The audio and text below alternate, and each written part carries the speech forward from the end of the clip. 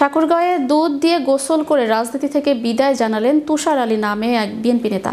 তিনি ঠাকুরগাঁও সদর উপজেলার ১৭ নং জগন্নাথপুর ইউনিয়নের ৭ নং ওয়ার্ডের স্বেচ্ছাসেবক দলের সাধারণ সম্পাদক।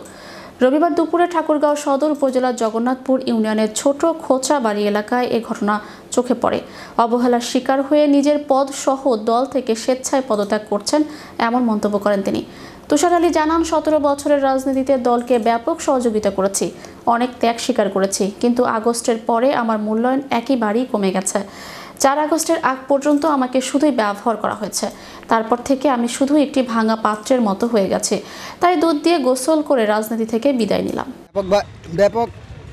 ব্যাপকভাবে সহযোগিতা, অর্থ সহযোগিতা সব কিছু করার পরে এখন ৪ আগস্টের পরে আমার মূল্যায়ন একেবারে কমে গেছে। নাম মোহাম্মদ তুষার আলী, আমি ১৭ নং জগন্নাথপুর ৭ নং ওয়ার্ড স্বেচ্ছাসেবক দলের সাধারণ সম্পাদক।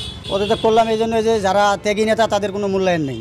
৪ আগস্টের পরে কোনো মূল্যায়ন নেই আর কি। ৪ আগস্টের আগে আমার প্রয়োজন ছিল, তারা আমাকে ব্যবহার করছে। এখন তাদের কাছে আমাদের আর এটা হইলো ভাঙা পাত্রের মতো হয়ে গেছে।